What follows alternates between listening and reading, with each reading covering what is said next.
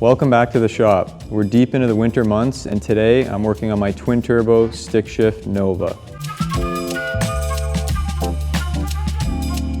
One theme with this project is to always improve. I'm on a mission to make this car live up to its identity as a do anything, go anywhere street machine. I've had the drivetrain out of this car more times than I can count. Now, throughout that time, the car has always been manual transmission with a 4-speed. And that 4-speed has always been bolted to this abomination of a crossmember. Soaked in decades of gear oil and sporting any number of delicate modifications with a torch. It's a sight to behold, and it's not going back in the car.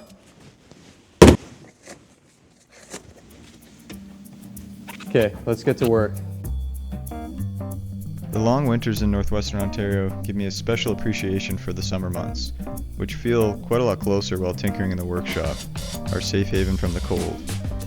Now, progress may often seem slow or insignificant, but progress should not be discriminated, because speed and significance of work is just a matter of perspective, and progress is rarely linear, so you gotta keep clocking in.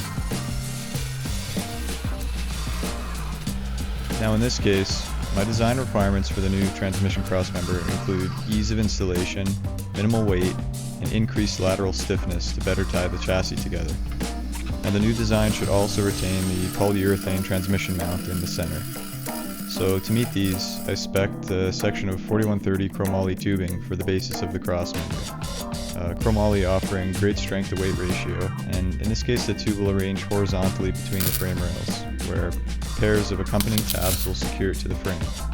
Now, this configuration will also allow the crossmember to slide straight up into place, making servicing the transmission much easier. Now, of course, chassis building on the floor brings a unique set of challenges. You'll quickly discover how flat you can become, and since space is limited, I've had to unlock new ranges of motion in my shoulders to get the tabs tacked into place. So with everything fit up and tacked together, I continued burning in the frame brackets with the MIG welder. Unfortunately, I just could not fit under there with the TIG torch, so MIG it is.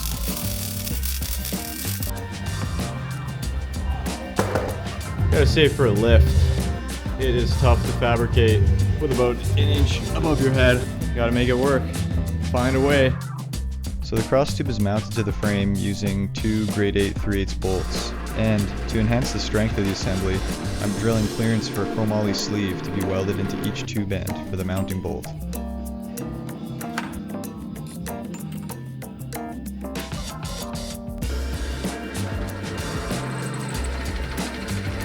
So after tacking everything under the car, I set up the TIG to start melting some 4130.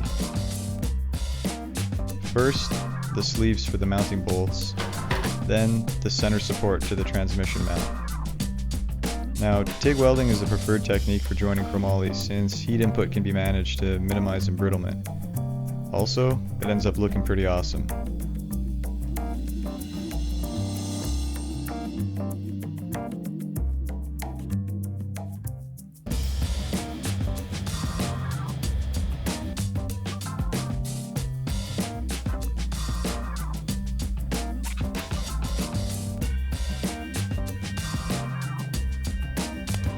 Now, as I mentioned, one requirement was to retain the polyurethane transmission mount in order to allow some subtle movement between the transmission tail housing and the chassis.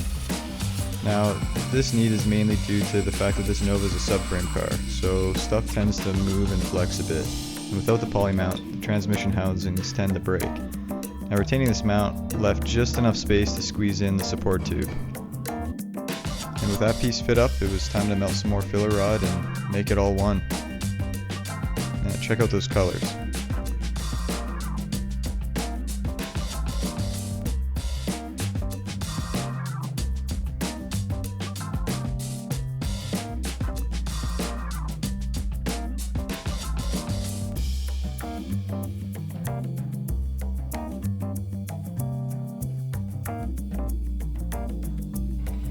Now checking to see if it still fits together.